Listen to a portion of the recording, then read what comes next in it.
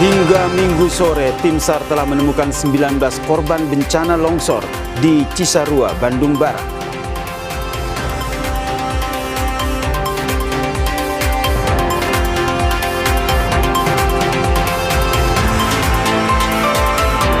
Banjir masih merendam perumahan Periuk Damai, Tangerang, Banten. Ketinggian banjir lebih dari 2 meter.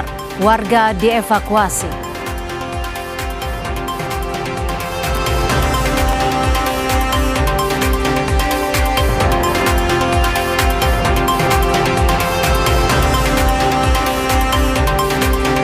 Anggota Komisi 1 DPR fraksi Golkar mendukung langkah pemerintah bergabung dengan Dewan Perdamaian bentukan Donald Trump.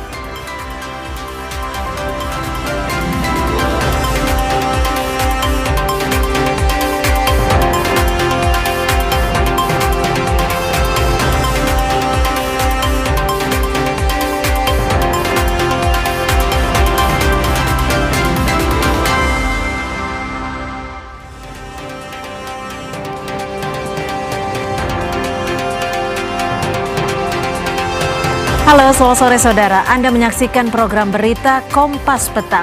Hanya di Kompas TV, independen, terpercaya. Bersama saya, Cynthia Rompas. Dan saya Yasir Nene Ama, saudara. Informasi pertama, kami awali dari bencana longsor di Cisarua, Bandung Barat, saudara. 19 korban tanah longsor di Desa Pasir Langu, Kecamatan Cisarua, Lembang, Bandung Barat, Jawa Barat, ditemukan dalam kondisi meninggal dunia.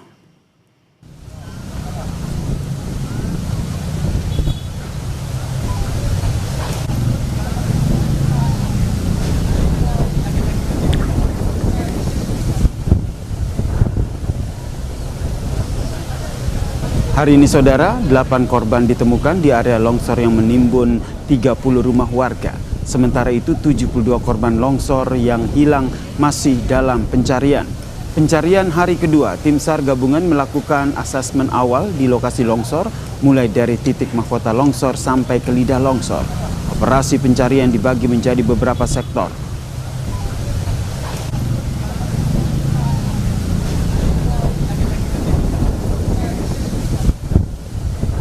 Dari lokasi kejadian, mulai dari titik yang menjadi mahkota longsor sampai di lidah dari longsoran, kita bagi menjadi sektor-sektor. Saat ini yang sudah tergabung dalam operasi SAR, tadi sudah disampaikan oleh Bapak Menko, lebih dari 250 personil terlatih.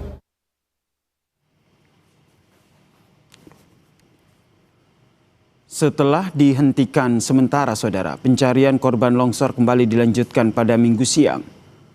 Visual udara yang Anda saksikan ini adalah situasi bagaimana proses evakuasi yang dilakukan oleh tim SAR, di mana ratusan personel SAR gabungan diturunkan untuk mencari korban yang masih hilang. Kondisi tanah yang masih labil serta cuaca menjadi tantangan pencarian. Karena kondisi tanah ini saudara, alat berat belum bisa diturunkan.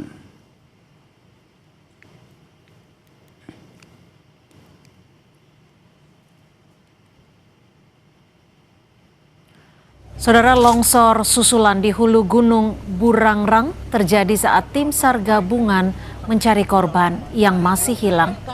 Air tiba-tiba mengalir deras dari hulu gunung. Tim SAR gabungan yang berada di area pencarian yang berada di kaki gunung langsung menuju ke titik aman dan menghentikan sementara pencarian korban.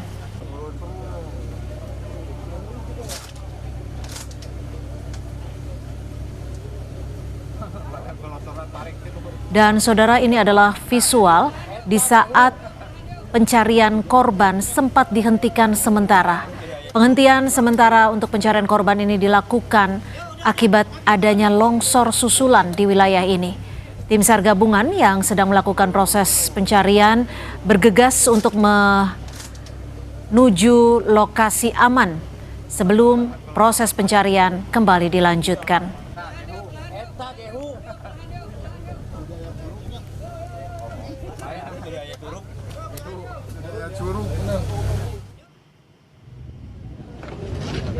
Wakil Presiden Gibran Rakabuming hari ini meninjau pencarian para korban longsor di Bandung Barat, Jawa Barat. Wapres Gibran didampingi Kepala BNPB, Kapolda Jawa Barat, Bupati, serta Forkopimda Kabupaten Bandung Barat untuk meninjau langsung titik evakuasi korban di RT 05 RW 11. Wapres Gibran juga sempat berbincang dengan warga di pengungsian.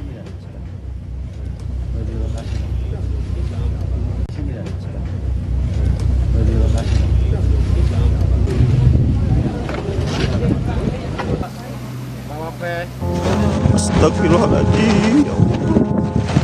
Ya Allah.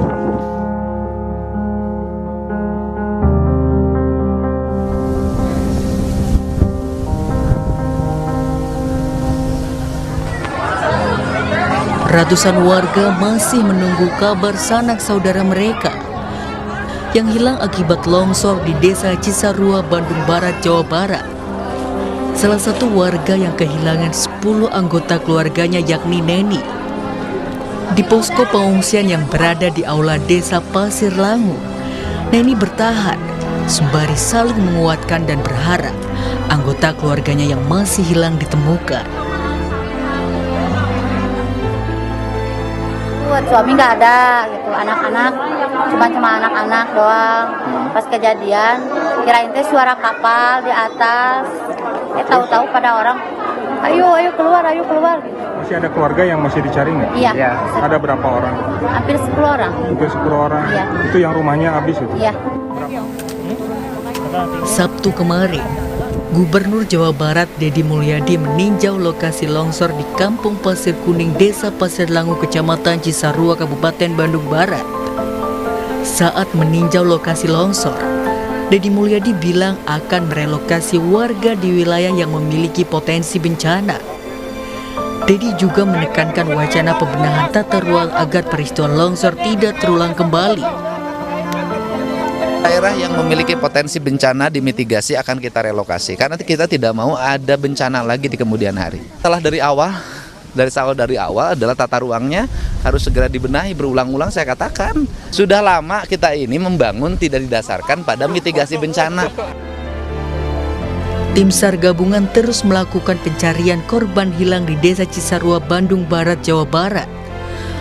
Berbagai upaya dilakukan demi menemukan korban hilang yang masih ditunggu keluarganya. Tim Liputan Kompas TV.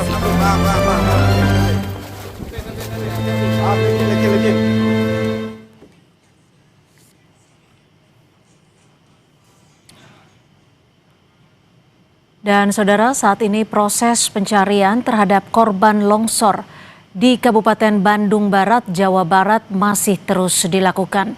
Pada minggu siang tadi, operasi pencarian sempat dihentikan sementara akibat ada longsor susulan. Namun berdasarkan informasi, proses pencarian kembali dilanjutkan. Dan saudara, untuk mengetahui informasi lebih lengkapnya terkait pencarian korban longsor, sudah bergabung bersama kami di Kompas Petang Kepala Kantor SAR Bandung, Ade Dian Permana. Pak Kakansar, selamat sore. Selamat sore, ya. Ya, Pak Ade, bagaimana perkembangan pencarian korban hingga sore hari ini? Boleh diinformasikan kepada kami total sudah ada berapa korban yang berhasil ditemukan? Ya, terima kasih. Jadi untuk proses pencarian pada hari ini, artinya sampai dengan jam 16.00 telah kami update atau kami tambahkan total jumlah korban ada 24 body packs yang sampai dengan jam 16.00 yang sudah kami serahkan ke tim DPI Polri. Artinya kami coba kembali konfirmasi ada 24 kantong jenazah yang hasil dievakuasi. Apakah ini artinya 24 orang berhasil dievakuasi atau belum diketahui berapa sebenarnya korban jiwa yang berhasil dievakuasi? Ya, benar. Artinya saat ini kami hanya baru bisa memberikan informasi terhadap kantong jenazah. Artinya total sampai dengan jam 16.00 ada 24 kantong, artinya body packs yang kami serahkan ke DPI Polda Jabar dalam proses identifikasi untuk mengetahui identitas korban tersebut. Ya, lalu hingga sore hari ini berapa korban yang masih dilakukan pencarian, Pak Kakansar? Ya, untuk laporan awal kami masih mendapatkan 80 jumlah korban dalam pencarian berdasarkan laporan awal. Jadi kami akan update nanti setelah mendapatkan informasi dari DPI Polda Jabar. Demikian. Pak Kakansar, jika siang tadi proses pencarian sempat dihentikan sementara karena ada longsor susulan, lalu seperti apa situasi terkini di operasi pencarian?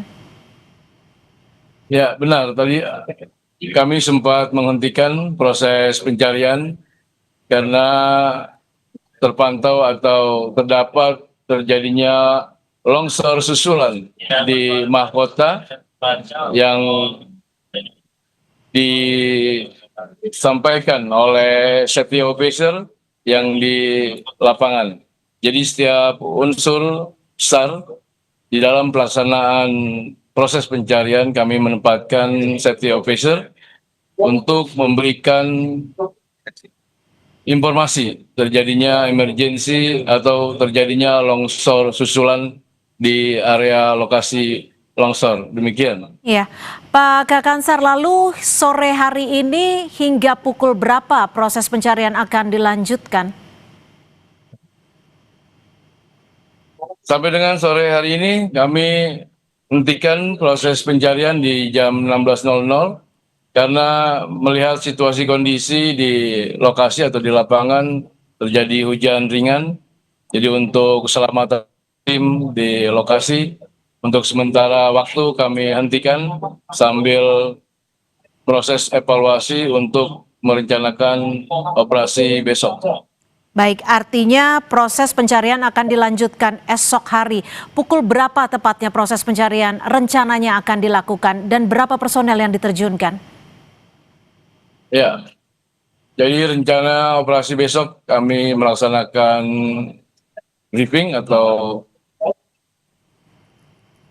paparan yang disampaikan atau apel pagi yang dilaksanakan kepada tim SAR gabungan itu jam 6.30 karena kami melihat situasi kondisi cuaca dari BMKG menjadi harapan kita bersama bahwa di pagi hari cuaca cerah dan bisa memaksimalkan proses pencarian.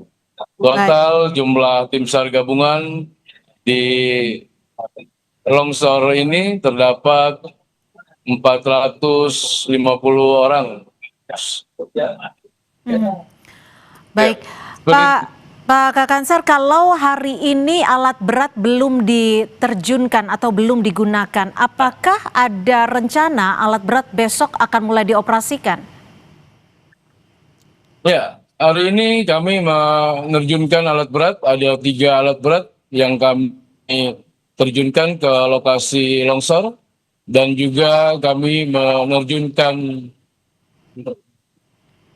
tim dari K9, artinya SARDOP atau untuk bisa mendeteksi di reruntuhan rumah-rumah yang terdampak longsor.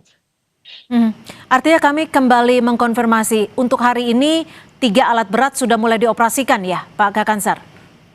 Ya benar, untuk hari ini kita turunkan 3 alat berat. Untuk besok kami standby-kan juga alat berat untuk tambahan ke sektor-sektor pencarian yang ada di lokasi longsor. Baik, terima kasih Kakansar Bandung, Ade Dian Permana sudah berbagi informasi dan selamat bertugas kembali dan juga jaga keselamatan teman-teman Kakansar. Terima kasih. Usai jeda saudara, Kompas Petang akan hadir dengan informasi banjir masih merendam perumahan Priuk Damai, Tangerang, Banten. Ketinggian banjir lebih dari 2 meter, warga dievakuasi oleh tim SAR gabungan.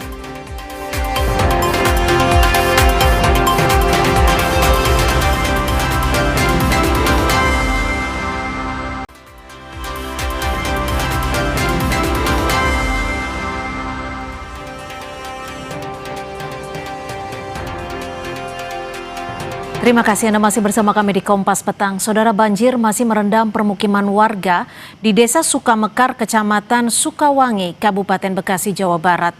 Meski perlahan surut, ketinggian air di permukiman ini masih mencapai 1 meter. Dari pantauan udara memperlihatkan banjir masih merendam ratusan rumah warga di Kecamatan Sukawangi, Kabupaten Bekasi, Jawa Barat. Meski terbilang surut, namun ketinggian banjir masih bervariasi, yakni 30 cm hingga 1 meter. Selain cuaca buruk, banjir yang merendam kawasan ini diduga diperparah akibat luapan Kali Cikarang Bekasi Laut yang meluap.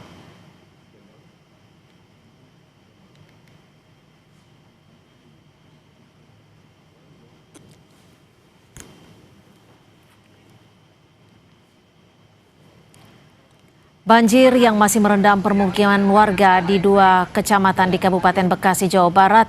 Meski berangsur surut, ketinggian air masih di kisaran 30 hingga 1 meter. Meski perlahan, banjir yang merendam di sebagian titik permukiman warga di Kecamatan Sukawangi dan Tambun Utara, Kabupaten Bekasi, Jawa Barat ini, namun sejak Minggu pagi, sejumlah warga mulai mendatangi rumah mereka untuk mengambil pakaian dan barang berharga yang masih bisa dievakuasi.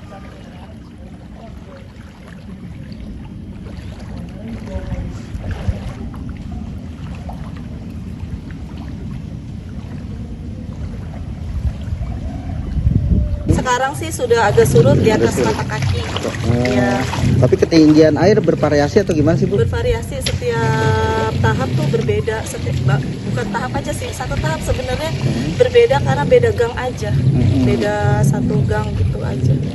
Saat ini kedalaman mencapai berapa sih, Bu? Tertinggi? Tertinggi berapa ya, Mas? Segini ya? 1 meter mungkin ya? Iya. 1 meter. Ambil baju yang kemarin nggak kebawa.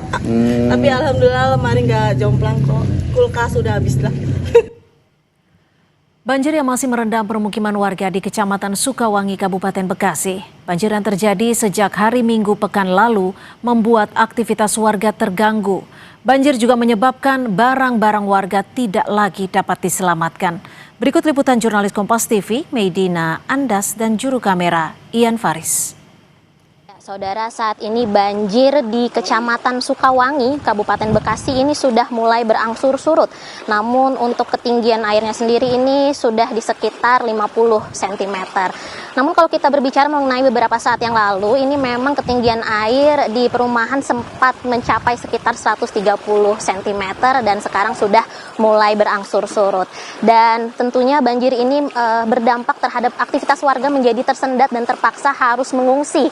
Dan salah satu lokasi pengungsiannya adalah di masjid terdekat sekitar 800 meter dari perumahan. Dan saat ini saya sudah bersama dengan salah satu warga yang terdampak, yakni Ibu Nia. Selamat siang, Ibu Nia. Selamat siang.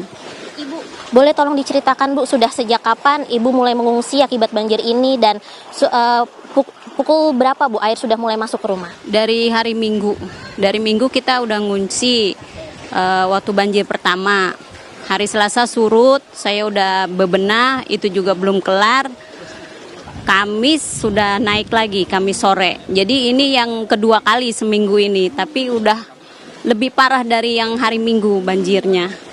Kita nggak sempat bawa apa-apa, yang penting bawa baju 2 setel, terus langsung keluar, nyelamatin diri. Semua elektronik semua kerendam. Ada, saya punya lansia, punya mertua yang lumpuh. Dari hari Minggu aku sedih kalau itu digotong-gotong pakai perahu karet. Sekarang ngontrak karena saya ngamanin mertua. Kita mengungsi di masjid pun itu masjidnya kerendam. Jadi dari cari aman, kakak sama kakak ipar jemput di daerah Perwira, Kaliabang. Saya ngungsi di sana. Itu pun saya ngontrak karena nggak mungkin nyatu sama keluarga kan, ada lansia. Ini anak sekolah pun udah seminggu nggak masuk. Seminggu nggak masuk, saya izin. Niatnya saya Kamis atau Jumat mau masuk, banjir lagi. Ini baru ngambil seragamnya. selimut, untuk pampers atau pembalut itu belum ada. Untuk baju itu belum ada. Baju kemarin harapannya sih untuk developer dan pemerintah bekerja sama menanggulangi kali CBL. Karena ini kan dekat ke kali ya. Di depan kali Bekasi, di belakang kali CBL gitu. Jadi harapannya mudah-mudahan nggak ada banjir lagi gitu ke depannya. Karena gimana ya, dulu kan memang bilangnya kan bebas banjir. Ini bebas banget banjirnya keluar masuk. Karena setahun 2025 itu udah 3 atau 4 kali banjir. Apalagi pas puasa banjirnya. Itu aja sih Mbak. Harapannya dari para warga di Kecamatan Sukawangi, Kabupaten Bekasi ini agar banjir ini secara cepat bisa ditangani dan juga dapat kembali pulang ke rumahnya masing-masing. Medina Andas, Ian Faris, Kompas TV, Bekasi, Jawa Barat.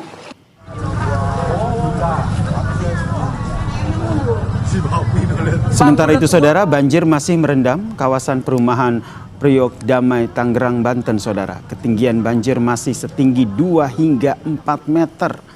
Proses evakuasi warga dan penyaluran bantuan masih terus dilakukan tim SAR gabungan dengan menggunakan perahu karet. Hingga Minggu siang, proses evakuasi warga berhasil dilakukan secara keseluruhan, namun sebagian warga yang bertahan di lantai 2 rumah mereka. Banjir di perumahan Priok Damai, Tangerang, Banten ini saudara mengakibatkan 860 jiwa terdampak.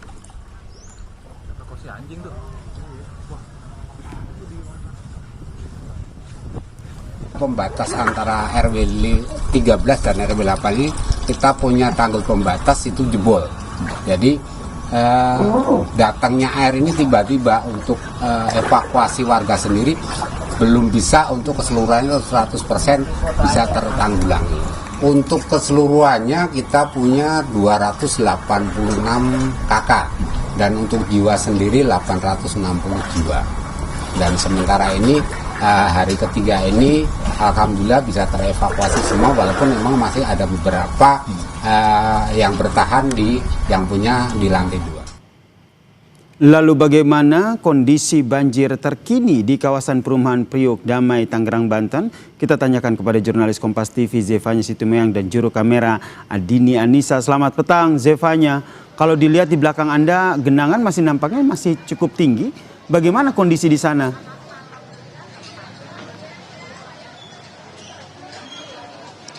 Ya betul sekali ya, Sir. Genangan air di kawasan Priok Damai, Kelurahan Priok, Kecamatan Priok, Tangerang, Banten ini masih tinggi ya. Bahkan kabarnya dari informasi yang kami terima dari warga, ini banjir masih menggenang sejak hari Jumat kemarin begitu hingga hari Minggu ini. Ketinggian airnya masih sekitar 2 hingga 4 meter. Akan diperlihatkan juru kamera Kompas TV Adini Anissa bagaimana situasi terkini kalau masuk ke dalam komplek Priok Damai, tepatnya di RW 8 ini. Anda bisa lihat ini airnya menggenang cukup tinggi ya. Memang ketinggian ini bervariasi 2 hingga 4 meter karena juga kabarnya kontur permukaan tanah di kawasan Priok Damai ini menurun ke bawah sehingga memang semakin ke ujung jalan ini semakin jauh.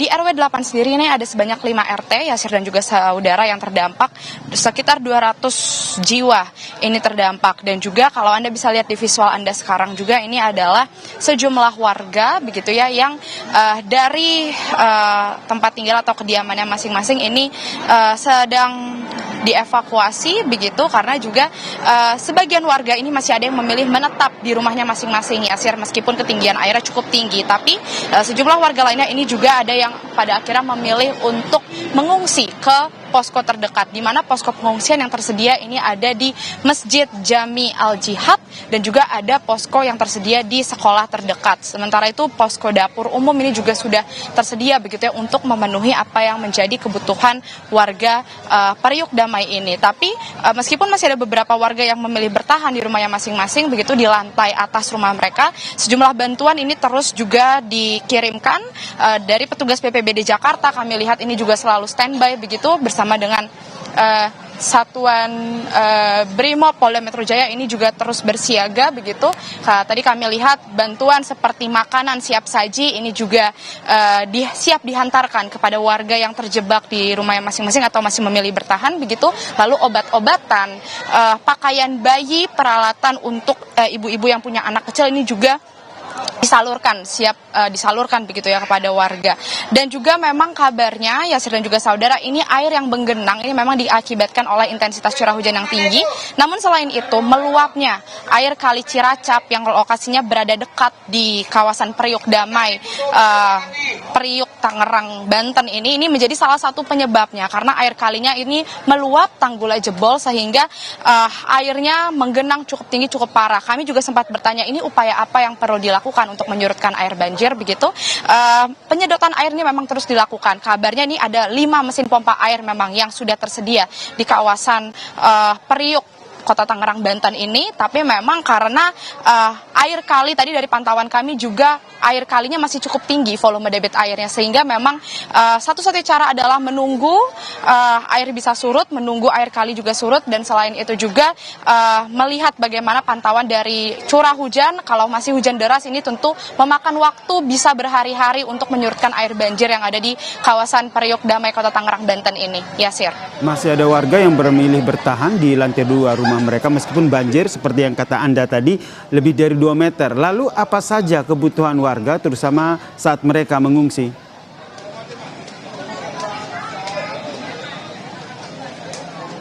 Ya, tentu yang menjadi kebutuhan warga di sini adalah makanan siap saji, Yasir dan juga saudara, karena memang aktivitas warga yang untuk masih memilih bertahan di dalam begitu ya, ini sangat terhambat begitu.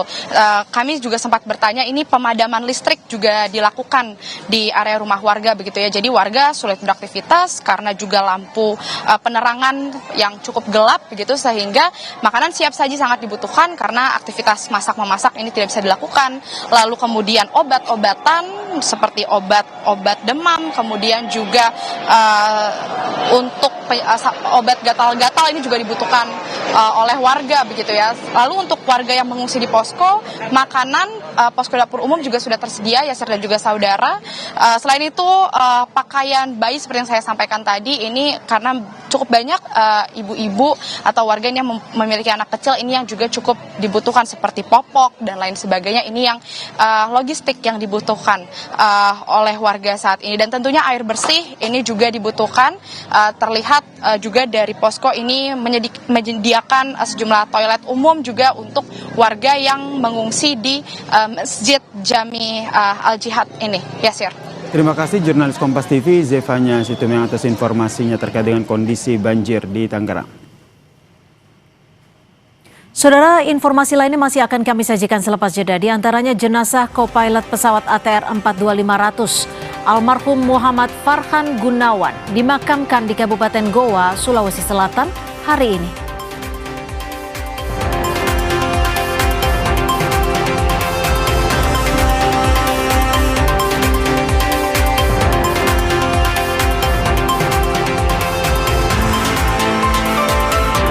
Menteri Kelautan dan Perikanan Sakti Wahyu Trenggono sempat pingsan di upacara penghormatan dan pelepasan 3 jenazah korban pesawat ATR 42500.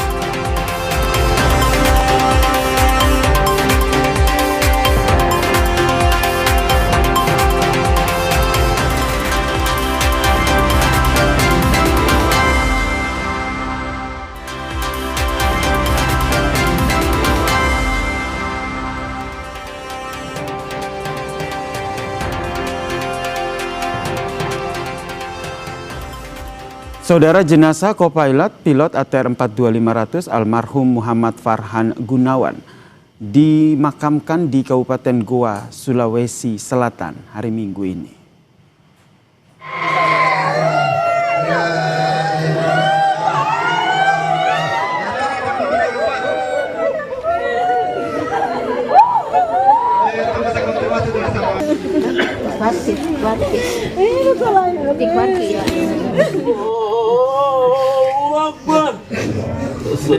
Kesedihan keluarga mengiringi pemakaman jenazah kopilot pesawat ATR 42500 saudara Muhammad Farhan Gunawan yang dimakamkan di pemakaman Darussalam di daerah Romanglue, Kabupaten Goa, Sulawesi Selatan pada Minggu pagi.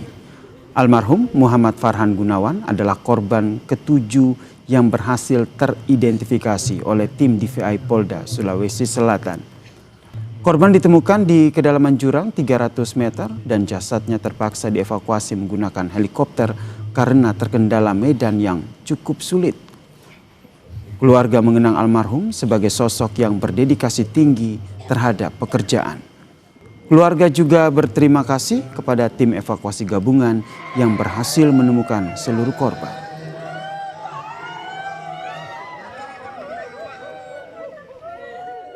Farhan itu orang yang selalu riang, selalu penuh semangat dan juga dedikasinya tinggi, terutama untuk intinya, terutama untuk jadi pilot.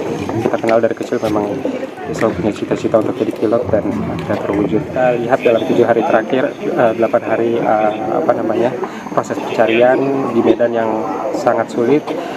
Kita sangat apresiasi kerja kerasnya teman-teman semua sampai akhirnya bisa menemukan seluruh kru dan penumpang yang menjadi korban dalam penerbangan ini.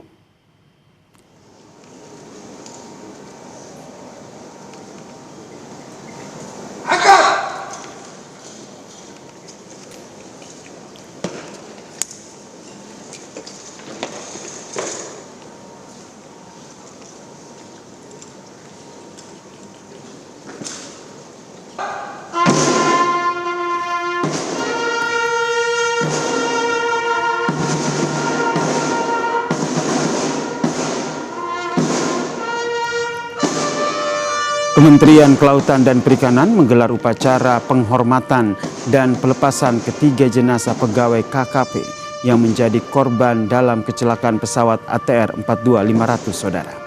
Jenazah diserahkan keluarga kepada negara untuk dimakamkan secara kedinasan.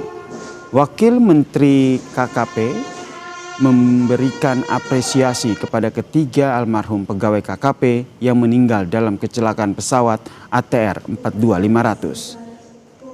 Ia juga menyebut ketiga korban meninggal dunia saat sedang bertugas.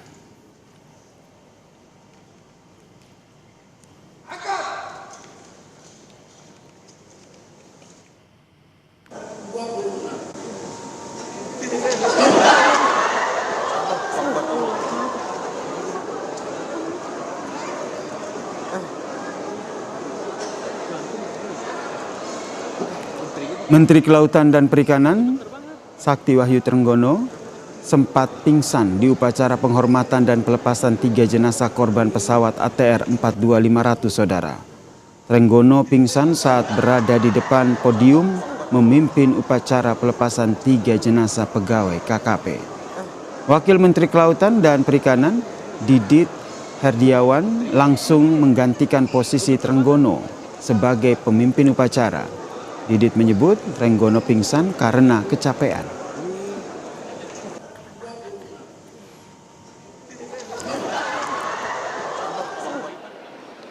Sudah sadar, enggak apa-apa. Ini kecapean, enggak kecapean aja. Ya, makasih.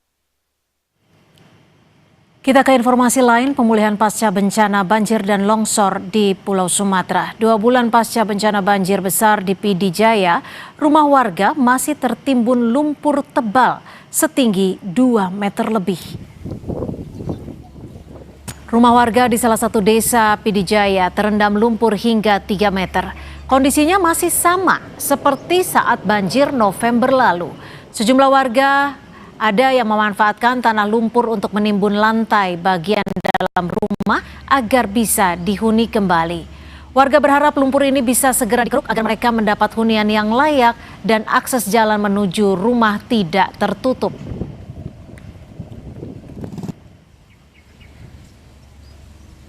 Sampai kondisi sekarang hari ini sudah hampir 2 bulan.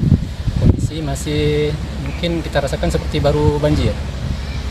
Terutama mungkin akses yang menghubungkan Simpang 4 dengan Benteng dan sekitarnya itu masih putus sampai hari ini, belum bisa diakses. Itu kenapa? Lumpurnya nggak bisa dibersihkan? Lumpur udah dibersihkan sama alat berat, cuman airnya masih tergenang karena air nggak bisa mengalir ke tempat yang lain. Tapi timbun terus Pak di dalamnya. biar bisa tinggal, daripada di pengungsian banyak anak-anak yang terkena angin kan. Walaupun rumah nggak ada dinding, kami pakaiin ini terpal. Iya, terpal. 2 bulan pasca bencana banjir, warga Kampung Durian, Aceh Tamiang masih memilih bertahan di tenda pengungsian karena belum memiliki rumah layak huni. Lumpur dan debu yang tebal masih menimbun kawasan ini sehingga warga tidak bisa kembali ke rumah mereka. Saat ini saudara, pembangunan huntara untuk warga Kampung Durian sudah dimulai dan sedang dalam tahap awal pengerjaan. Sementara warga setuju jika pemerintah memutuskan untuk merelokasi rumah warga yang berada di zona merah rawan bencana.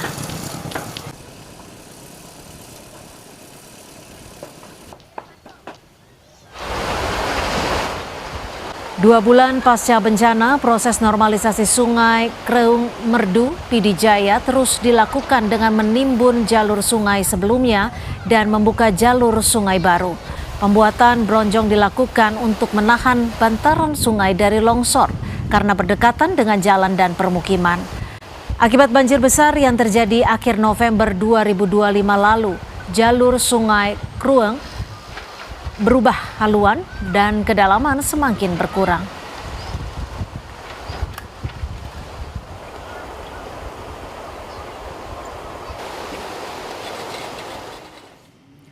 Lebih lengkap terkait perkembangan pembangunan hunian sementara di Aceh Tamiang, Aceh, kita bergabung dengan jurnalis Kompas TV sudah Emir Syah Purba dan juru kamera Roganda. Emir, di Kampung Durian ini baru mau dibangun hunian sementara atau huntara. Bagaimana progres dari pembangunannya, Emir? Ya, Cynthia dan juga saudara, pantauan kami saat mengunjungi Kampung Durian siang tadi memang masih banyak warga yang tinggal di tenda-tenda pengungsian, dan pantauan kami juga tadi sudah ada progres untuk pembangunan huntara seperti adanya bahan-bahan baku ataupun lahan yang sudah memang disiapkan untuk nantinya tempat huntara akan dibangun. Adapun beberapa warga yang mengungsi di tenda-tenda pengungsian di Kampung Durian tersebut mengaku sudah adanya pendataan untuk penerima huntara. Namun warga mengaku masih belum mengetahui kapan huntara ini akan selesai, dan warga juga belum mengetahui apakah memang nantinya mereka akan mendapatkan huntara atau tidak. Sementara di Aceh Tamiang sendiri, Cynthia dan juga saudara, memang sudah banyak warga ataupun korban banjir yang tinggal di hunian sementara yang telah selesai dibangun. Ada sekitar hampir 3.000 huntara yang dibangun, dan memang sebagian sudah dihuni oleh warga ataupun korban banjir di Aceh Tamiang. Sementara masih ada juga sebagian warga yang masih tinggal di tenda-tenda pengungsian. Adapun kondisi yang dialami oleh warga-warga masih berada di tenda ini seperti tidak mendapat huntara akibat adanya dalam satu rumah itu dihuni oleh lebih dari satu kakak, sehingga penerima huntara hanya jatuh kepada pemilik dari rumah tersebut. Dan juga selain itu ada kondisi lain yang dialami warga seperti rumah yang rusak ringan, namun sampai saat ini rumah mereka masih dalam keadaan belum kondusif atau masih ada kerusakan-kerusakan ataupun masih belum layak untuk ditempati, sehingga mereka meskipun rumahnya rusak ringan masih memilih tinggal di tenda untuk kenyamanan. Dan juga masih ada warga lainnya seperti di Kampung Durian tadi, huntara belum selesai sehingga mereka masih tinggal di pengungsian, Cynthia.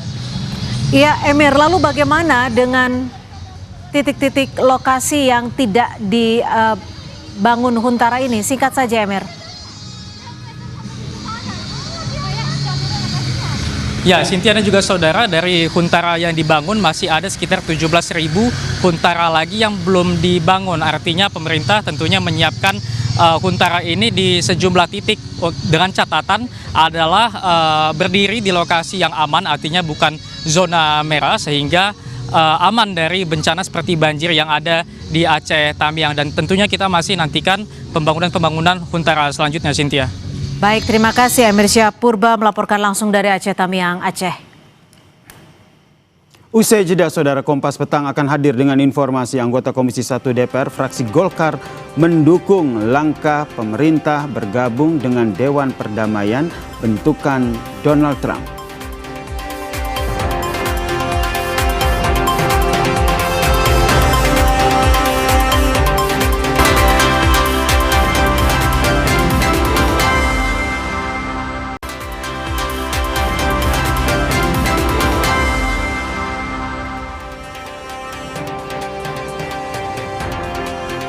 Terima kasih Anda masih menyaksikan Kompas Petang, Saudara. Bergabungnya Indonesia dalam Dewan Perdamaian dinilai pemerintah Indonesia sebagai upaya konkret memperjuangkan kemerdekaan Palestina.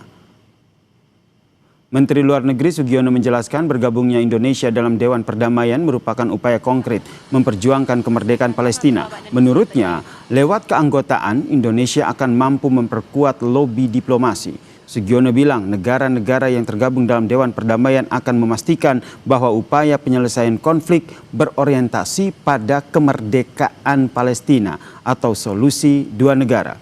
Sugiono juga menilai jika keputusan ini merupakan kesepakatan yang realistis lantaran Board of Peace berfungsi untuk pengawasan, administrasi, stabilisasi keamanan, serta rekonstruksi dan juga rehabilitasi Gaza.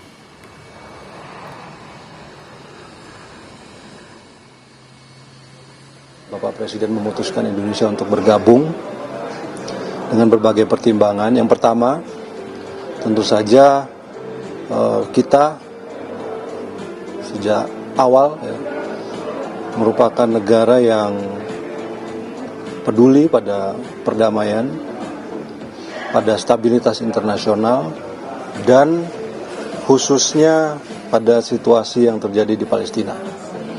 Karena Board of Peace ini merupakan bagian dari upaya untuk mencapai perdamaian tersebut, maka kita harus ada di dalamnya. Tidak ditujukan untuk menggantikan PBB. Ini adalah suatu badan internasional yang merupakan yang lahir dari kepedulian untuk menciptakan perdamaian dan stabilitas khususnya di Gaza. Sebelumnya, Saudara, Indonesia resmi bergabung dengan Dewan Perdamaian untuk Gaza yang digagas oleh Presiden Amerika Serikat Donald Trump. Penandatanganan fakta dilakukan di sela rangkaian World Economic Forum di Davos, Swiss pada Kamis siang waktu setempat. Selain Indonesia, turut hadir juga kepala negara Turki, Arab Saudi, Mesir, Yordania, Pakistan, Qatar, Uni Emirat Arab. Kedelapan negara ini menandatangani fakta yang menandakan resminya pembentukan Dewan Perdamaian Gaza. Di momen ini, Saudara, Presiden Prabowo Subianto duduk di samping Presiden AS Donald Trump. Keikutsertaan Indonesia dalam Dewan Perdamaian Gaza menandakan komitmen negara menjaga proses transisi Gaza tetap mengarah pada solusi dua negara.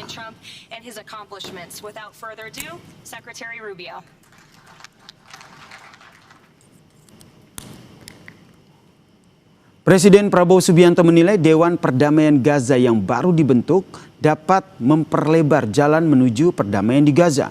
Indonesia akan menggunakan keanggotaannya di dalam badan yang diketuai oleh Presiden Amerika Serikat Donald Trump ini untuk menyuarakan penghentian kekerasan, perlindungan warga sipil dan juga akses kemanusiaan serta pemulihan tata kelola sipil Palestina. Menurut Prabowo, penderitaan warga Gaza pun kini berangsur berkurang seiring dengan semakin banyaknya dukungan demilitarisasi di Gaza. Ini kesempatan bersejarah, ini benar-benar peluang untuk mencapai perdamaian di Gaza. Yang jelas penderitaan rakyat Gaza sudah berkurang, sangat berkurang, ya, sangat berkurang. Bantuan-bantuan kemanusiaan begitu deras, begitu besar sudah masuk. Saya sangat berharap dan Indonesia siap ikut serta. Siapa yang ingin perdamaian di situ, siapa yang ingin bantu rakyat Gaza, rakyat Palestina, ya. Oke, terima kasih. Lalu apa dampak bergabungnya Indonesia dengan Dewan Perdamaian untuk Gaza yang digagas oleh Presiden Amerika Serikat Donald Trump dalam menjaga komitmen atas kemerdekaan Palestina? Kita bahas bersama dengan Wakil Ketua Komisi 1 DPR Fraksi Golkar, Dev Laksono, dan juga pakar hubungan internasional Universitas Pajajaran, Mas Teguh Rejasa. Selamat petang semuanya. Selamat petang, salam Indonesia. Saya ke Mas Dev dulu. Mas Dev, dari gimana kabarnya? Alhamdulillah sehat semuanya. Saya ke Mas Dev dulu. Mas Dev, ini dari Komisi 1 sendiri, apakah semua fraksi ini sudah sepakat begitu dengan keputusan pemerintah bergabung dalam Board of Peace bentukan Donald Trump ini? Ya, sejauh ini dari pembahasan informal sih kita semua melihat bahwa ini adalah suatu gebrakan yang sangat baik, ya. walaupun kita tentunya perlu membahas lebih dalam lagi tentang tata kerjanya kan Board of Peace itu sendiri, seperti peran Indonesia sejauh mana. Lalu kan yang ramai dibahas katanya kita harus membayar sampai dengan $1 miliar, lalu uang itu bagaimana pertanggungjawabannya, penggunaannya seperti apa, apakah itu sepenuhnya dalam bentuk cash atau bisa juga dalam bentuk hal yang lain. Nah, tapi ya ini semua masih ongoing proses. Sebelum kita bisa memutuskan lebih jauh atau bersikap lebih dalam, kita ikuti proses yang sudah diinisiasi oleh Presiden. Ini adalah suatu keputusan yang amat berani dan juga tentunya melihat perkembangan geopolitik, sikap-sikap dan keputusan ini tentunya akan berdampak yang long lasting kepada peran-peran Indonesia ke depannya. Oke, tentu saja harapannya Indonesia bisa berkontribusi ya dengan solusi dua negara untuk kemerdekaan Palestina. Saya ke Mas Reza. Mas Reza, saya melihatnya seperti apa? Karena kita lihat sebenarnya di dalam Board of Peace ini sendiri Palestina tidak dilibatkan. Kemudian Board of Peace ini sendiri pernah sempat disinggung oleh Amerika Serikat sebagai Dewan Keamanan bayang-bayangnya PBB. Terima kasih.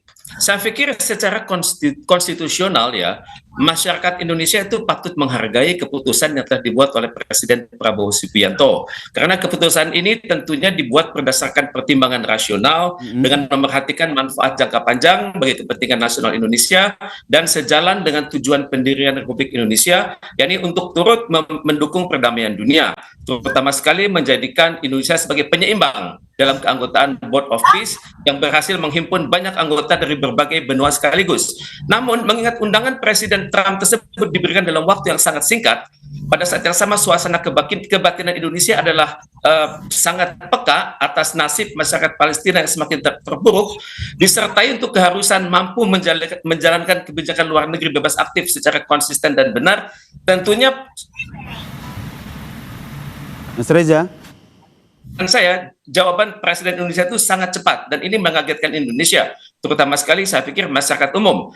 Pada saat yang sama, pemerintah Indonesia sebenarnya dapat mempertimbangkan pemikiran beberapa negara Uni Eropa yang menolak keanggotaan dalam Board of Peace ini karena mereka mengkhawatirkan perilaku Amerika Serikat yang seringkali mengingkari hukum internasional. Jadi dalam hal ini, seyogianya terdapat tanggung jawab moral bagi pemerintah untuk terlebih dahulu menjelaskan kebijakan yang dibuatnya tersebut pada rakyat Indonesia, mengingat pemerintah telah terlebih dahulu menerima amanah yang sama dari Organisasi Konferensi Islam dan Liga Arab pada tanggal 18 Oktober 2 tahun silam untuk secara bersungguh-sungguh membangun kerangka bagi berdirinya sebuah negara Palestina. Jadi amanah tersebut belum terselesaikan oleh Indonesia dan juga belum diselesaikan oleh negara-negara kunci OKI dan Liga Arab seperti Turki dan Arab Saudi. Jadi mengingat keputusan Presiden ini sudah mengikat adanya, hendaknya diwaspadai jika Indonesia berpotensi menjadi bagian dari sebuah struktur internasional baru pimpinan Amerika Serikat yang memiliki potensi berseberangan dengan Perserikatan Bangsa-Bangsa dan hukum internasional. Karena saat ini belum diketahui. Ya, siap. Oke, saya mau minta tanggapan dari Mas Dev nih. Mas Dev, dengan kondisi yang seperti yang dijelaskan oleh Mas Rejasa tadi, tentu apa akhirnya langkah yang diambil oleh Komisi 1 DPR sendiri agar meyakinkan bahwa sebenarnya langkah yang diambil oleh Indonesia bergabung dalam Board of Peace bentukan Trump ini adalah betul-betul bisa mengedepankan dan menyuarakan perdamaian untuk Palestina? Ya, kan tujuan utamanya itu memang adalah perdamaian. Tujuan utamanya itu adalah untuk memastikan konstruksi perbaikan, peningkatan kesejahteraan dan juga kesepakatan yang telah dibuat di Mesir beberapa waktu silam itu berjalan dengan baik. Nah ya, jadi kita berlandaskan dengan niatan baik tersebut.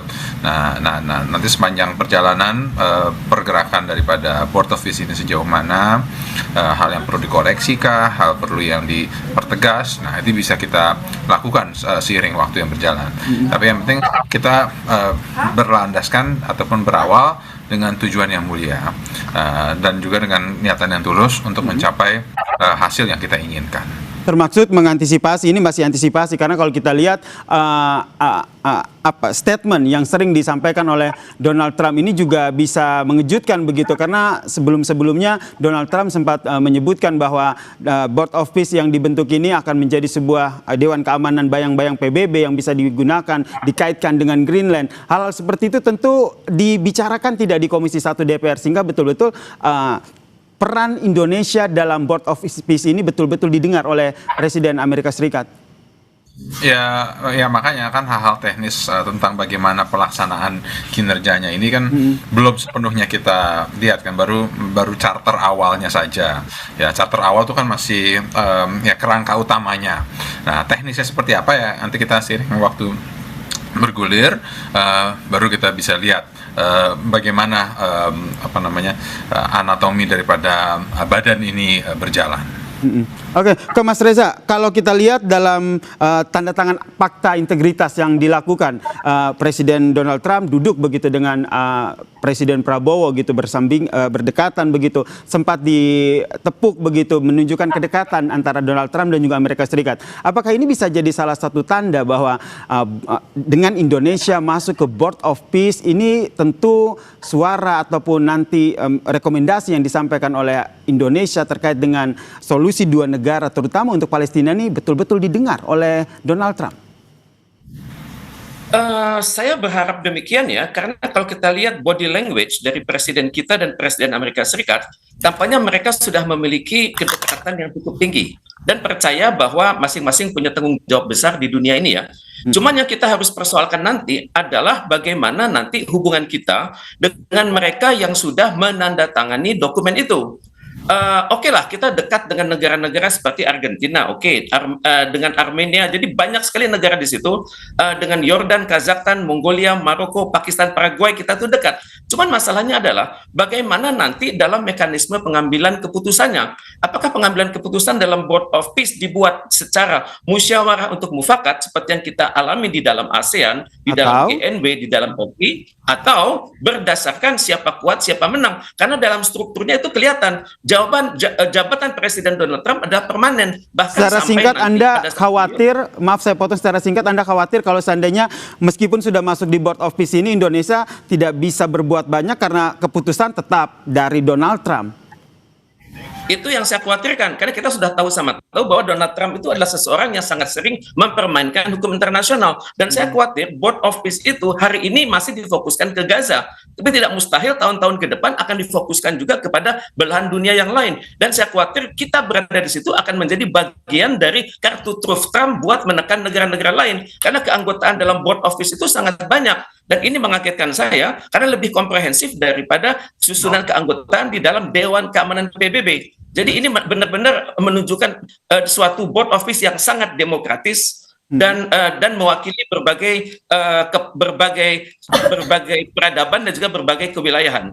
Baik, dari Komisi 1 sendiri apa mungkin rancangan atau rekomendasi yang mungkin sudah dipersiapkan sehingga betul-betul ketika Indonesia sudah masuk di Board of Peace, Indonesia akan dipandang, akan didengar rekomendasinya ataupun solusinya terkait dengan solusi dua negara untuk Palestina ini, Mas Dev?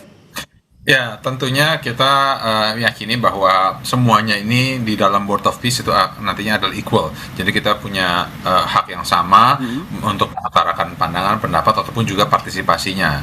Nah, nanti dalam waktu dekat ini ada rencana rapat dengan Kemlu.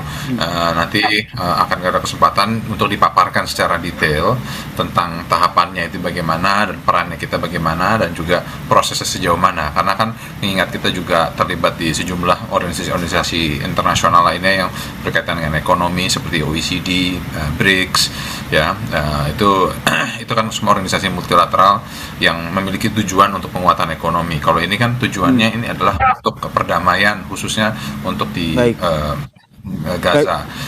Ya, kita tentu yakini ini semua berawal dengan niatan yang tulus untuk mencapai hasil yang optimal. Baik, terakhir singkat saja ke Mas Reza. Apa rekomendasi Anda sebagai pakar hubungan internasional sehingga ketika Indonesia sudah bergabung di Board of Peace ini betul-betul didengar terutama oleh Presiden Trump? Pertama, kita harus yakin bahwa mereka punya grand design, punya blueprint bagaimana membahas masalah-masalah Gaza tersebut. Karena jangan sampai masyarakat Gaza itu terpinggirkan oleh proyek-proyek Donald Trump yang fantastis. Karena saya perhatikan di dalam Board of Peace ini nantinya akan ada suatu lembaga namanya Board of Peace Executive Board. Mereka ini terdiri dari orang-orang yang saya perhatikan adalah sangat pro kepada Israel. Misalnya Nikolai Mladenov itu High Representative for Gaza ditunjuk oleh Presiden. Ada Mark Rubio di situ, United States Secretary of State. Ada Steve Witkoff, United States Special Envoy to the Middle East. Dan juga ada Jared Kushner, adalah Donald Trump, menantunya Donald Trump. Dan juga di situ ada Tony Blair, yakni mantan Perdana Menteri Inggris yang reputasinya dipertanyakan oleh kalangan Timur Tengah karena tangannya hingga sekarang masih berdarah. Baik, kita nantikan ya, tentu saja harapan kita bersama Indonesia bisa berkontribusi besar, terutama untuk solusi dua negara untuk Palestina setelah bergabung di Board of Peace bentukan Donald Trump ini. Terima kasih Wakil Ketua Komisi 1 DPR, Fraksi Golkar, Mas Dev Laksono, dan juga pakar hubungan internasional Universitas Padjadjaran, Mas Teguh Rejasa, telah berbagi perspektifnya di Kompas Petang. Salam sehat semuanya. Usai jeda, saudara, Kompas Petang akan hadir dengan informasi. Diusulkannya nama Wakil Menteri Keuangan Thomas Djiwandono sebagai calon Deputi Gubernur BI memantik kekhawatiran publik terkait independensi Bank Indonesia sebagai bank sentral. Menjaga independensi Bank Indonesia adalah komitmen politik untuk mengawal ekonomi yang berkelanjutan. Catatan Kompas TV kami hadirkan usai jeda.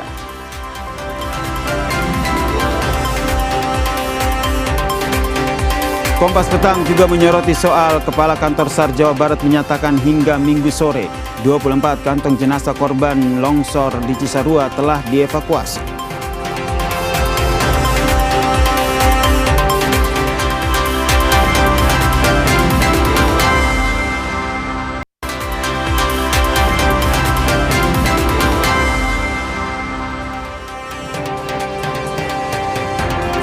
Saudara, diusulkannya nama Wakil Menteri Keuangan Thomas Djiwandono sebagai calon Deputi Gubernur Bank Indonesia memantik kekhawatiran publik terkait independensi Bank Indonesia sebagai bank sentral. Menjaga independensi Bank Indonesia adalah komitmen politik untuk mengawal ekonomi yang berkelanjutan. Inilah catatan Kompas TV, jaga independensi Bank Indonesia. Deputi Gubernur Bank Indonesia itu bermula dari adanya surat pengunduran diri dari salah satu Deputi Gubernur yang kemudian sesuai dengan ketentuan dan peraturan yang berlaku, maka kemudian harus dilanjutkan dengan proses mengisi jabatan yang ditinggalkan. Komisi 11 DPR RI memulai uji kelayakan dan kepatutan terhadap kandidat Deputi Gubernur Bank Indonesia. Presiden Prabowo mengajukan 3 nama kandidat melalui surat presiden atau surpres. Dalam surpres itu diusulkan 3 nama calon Deputi Gubernur Bank Indonesia, yakni Thomas Djiwandono, Diki Kartikoyono, dan Solikin M. Juhro, menyusul pengunduran diri Yuda Agung dari posisi Deputi Gubernur BI. Menteri Sekretaris Negara Prasetyo Hadi menjelaskan hal itu sesuai dengan ketentuan perundang-undangan. Pengunduran diri harus ditindaklanjuti dengan proses pengisian jabatan. Bapak Presiden atau pemerintah mengirimkan surpres ke DPR karena memang proses pemilihannya ada di DPR melalui uji kompetensi atau fit and proper test. Ada beberapa nama yang dikirimkan. Salah satunya memang betul ada nama yang kita usulkan adalah Pak Wamenkeu atas nama Pak Tommy Djiwandono. Namun belakangan Wakil Ketua DPR sekaligus Ketua Harian DPP Partai Gerindra Sufmi Dasko Ahmad menjelaskan awal pengajuan calon Deputi Gubernur Bank Indonesia justru bukan dari usulan Presiden Prabowo melainkan dari Gubernur Bank Indonesia. Dasko juga menambahkan bahwa Thomas Djiwandono telah mengundurkan diri dari kepengurusan Partai Gerindra. Dan kemudian Presiden meneruskan surat Gubernur BI itu kepada DPR. Jadi usulan nama-nama itu bukan dari Presiden tetapi dari Gubernur BI Pak Tommy Jiwandono itu sudah tidak dalam struktur kepengurusan yang baru sejak kami Munas kemarin per 31 Desember 2025 kemarin, yang bersangkutan sudah mengajukan pengunduran diri sebagai pengurus partai. Sementara itu, Bank Indonesia mengklaim pencalonan Wakil Menteri Keuangan Thomas Aquinas Jiwandono sebagai Deputi Gubernur BI tidak akan memengaruhi mandatnya sebagai Bank Sentral. Gubernur Bank Indonesia Peri Warjio menegaskan proses pengisian jabatan Deputi Gubernur BI tidak akan mempengaruhi pelaksanaan tugas dan kewenangan BI sebagaimana diamanatkan dalam Undang-Undang Nomor 23 Tahun 1999 tentang BI. Kami kutip dari Kompas.id, Ferry menegaskan proses pengambilan keputusan kebijakan di Bank Indonesia tetap kami pastikan dilakukan secara profesional dengan tata kelola yang kuat. Sementara kursi kosong Deputi Gubernur BI diserahkan sepenuhnya kepada DPR untuk memberikan persetujuan terhadap salah satu dari 3 calon Deputi Gubernur. Pencalonan Thomas didukung Menteri Keuangan Purbaya Yudisadewa. Purbaya yakin independensi BI tidak akan terganggu. Bagus lah biar Pak Thomas punya pengalaman lebih luas lagi. Udah di fiskal, sekarang kalau masuk kan ke moneter kan bagus. Saya mendukung. Kalau independensi nggak ada hubungan, kecuali nanti pada waktu ngambil keputusan ada intervensi langsung dari pemerintah. Selama ini kan nggak ada. Komisi 11 DPR mulai menggelar uji kelayakan dan kepatutan calon Deputi Gubernur BI. Calon pertama yang menjalani uji kelayakan adalah Solikin M. Zuhro. Sementara Thomas Jiwandono dan Diki Kartikoyono dijadwalkan pada Senin 26 Januari 2026. Independensi Bank Sentral diharapkan dapat terjaga dalam menjalankan amanat undang-undang. Tujuan BI mencapai dan memelihara kestabilan rupiah. Untuk mencapai tujuan itu, BI mempunyai tugas untuk menetapkan dan melaksanakan kebijakan moneter, mengatur dan menjaga kelancaran sistem pembayaran, serta mengatur dan mengawasi perbankan. Tim Liputan, Kompas TV. Diusulkannya nama Wakil Menteri Keuangan Thomas Jiwandono sebagai calon Deputi Gubernur Bank Indonesia memantik kekhawatiran publik terkait independensi Bank Indonesia sebagai bank sentral. Posisi Thomas sebagai orang dekat Presiden Prabowo dikhawatirkan menjadi pintu masuk intervensi politik terhadap kebijakan moneter Bank Indonesia. Pasar modal pun langsung bereaksi. Nilai tukar rupiah yang sedang melemah semakin turun lebih dalam hingga menyentuh angka Rp16.981 per dolar Amerika. Di tengah pertengahan pekan ini, Gubernur Bank Indonesia Peri Warjio mengakui bila pelemahan nilai tukar rupiah tersebut dipengaruhi juga oleh persepsi pelaku pasar atas pencalonan Thomas Jiwandono. Bagi publik, khususnya pelaku pasar, independensi Bank Indonesia sebagai bank sentral sangat penting. Karena independensi adalah indikator kestabilan ekonomi dalam jangka panjang terkait bidang moneter. Hal ini juga dijamin oleh Undang-Undang Nomor 23 Tahun 1999 tentang Bank Indonesia yang menegaskan Bank Indonesia harus bebas dari campur tangan pemerintah atau lembaga politik lain dalam menentukan kebijakan moneter. Hasilnya, saat terjadi krisis finansial global tahun 2008 dan pandemi COVID-19, Bank Indonesia mampu optimal menjalankan perannya untuk menjaga ekonomi agar tetap stabil.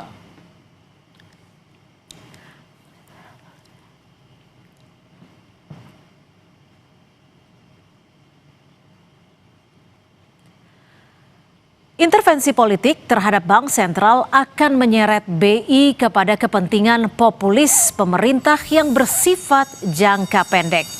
Akibatnya, tidak ada kepastian atas kebijakan untuk para pemodal berinvestasi di Indonesia.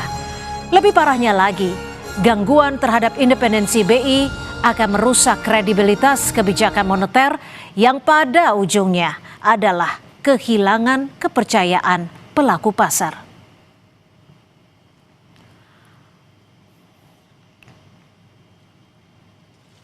Gubernur Bank Indonesia Peri Warjio memastikan pencalonan Thomas Jiwandono telah sesuai dengan undang-undang yang berlaku. Thomas sendiri telah mundur dari Partai Gerindra sejak 31 Desember 2025 lalu. sebelum namanya diusulkan sebagai calon deputi gubernur Bank Indonesia. Tentu kita mengapresiasi itikat baik tersebut, tetapi publik masih berharap agar siapapun yang terpilih adalah kandidat terbaik. Disinilah komitmen Presiden Prabowo dan pemerintahannya mulai diuji. Menjaga independensi Bank Indonesia adalah komitmen politik untuk mengawal ekonomi yang berkelanjutan. Jikapun ada kebutuhan dari pemerintah untuk menjaga pertumbuhan, Bank Indonesia sebagai bank sentral punya kebijakan makroprudensial yang tidak hanya menjaga inflasi dan nilai tukar, tetapi juga mendukung pertumbuhan. Kuncinya adalah komunikasi baik antar otoritas fiskal dan moneter tanpa harus melanggar prinsip independensi bank sentral sesuai ketentuan undang-undang. Demikian catatan Kompas TV hari ini. Kita jumpa lagi pekan depan.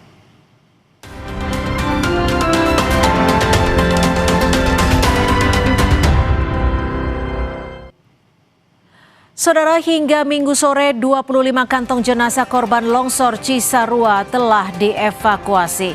Informasi selengkapnya kami hadirkan usai jeda.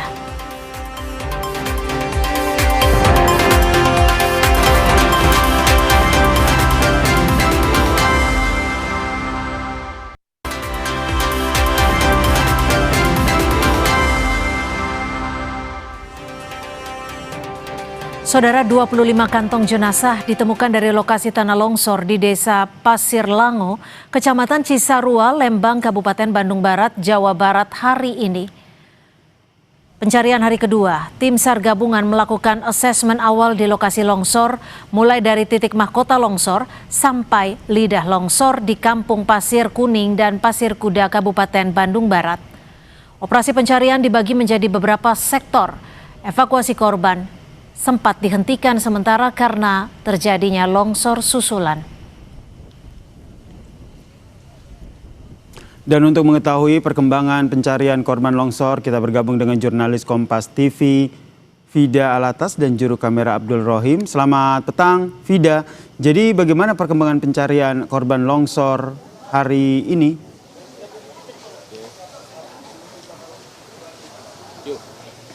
Ya, Yasir dan juga saudara, hingga sore hari ini sudah tim SAR gabungan ini berhasil menemukan sebanyak 14 body pack atau kantung jenazah begitu. Dan jika ditambah jumlahnya dengan hasil evakuasi dan juga pencarian korban yang berhasil ditemukan kemarin, yakni sejumlah 11 body pack, artinya di hari kedua ini total tim SAR gabungan telah berhasil menemukan 25 body pack atau kantong jenazah. Ke-25 body pack ini seluruhnya langsung dilarikan ke DVI atau posko DVI yang berada di puskesmas setempat begitu ya, Yasir dan juga saudara, untuk kemudian dilakukan identifikasi.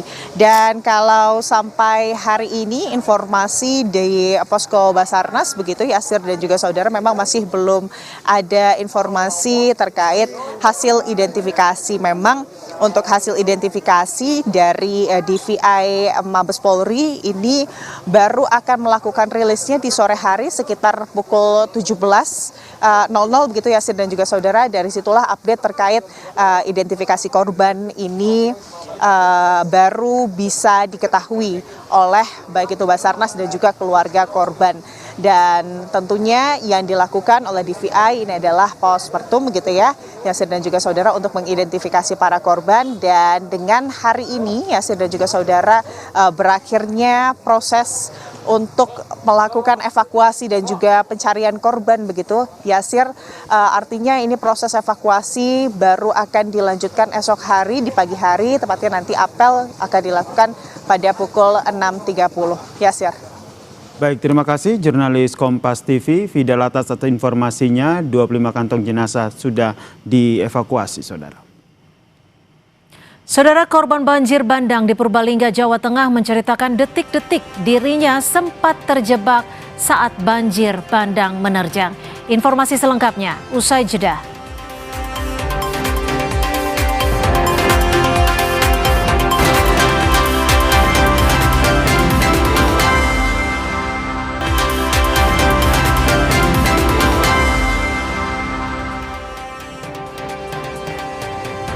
Saudara, salah satu korban banjir bandang di Purbalingga, Jawa Tengah menceritakan detik-detik dirinya sempat terjebak saat banjir bandang menerjang desa mereka. Saat banjir bandang terjadi, korban mengaku sempat terjebak saat berupaya menyelamatkan diri bersama keluarga. Salah satu korban banjir bandang di Purbalingga merupakan rumah warga desa Senakayu, Kecamatan Mrebet. Usai banjir bandang, korban yang rumahnya rusak mengharapkan bantuan pemerintah agar bisa kembali memiliki tempat tinggal. Anak sama istri saya lari, terus lari keluar dari sini, udah ada air, udah ada kayu-kayu itu yang besar-besar. Saya sempat nggak bisa keluar. Terus saya terpaksa lah intinya ya, sebenarnya saya nyawa sama anak sama istri, aku popong gitu. BPBD Purbalingga menyatakan 1 orang meninggal dunia akibat banjir bandang yang menerjang Purbalingga pada Sabtu dini hari. Selain korban meninggal, puluhan rumah warga rusak diterjang banjir. Saat banjir menerjang, kayu ikut terbawa arus.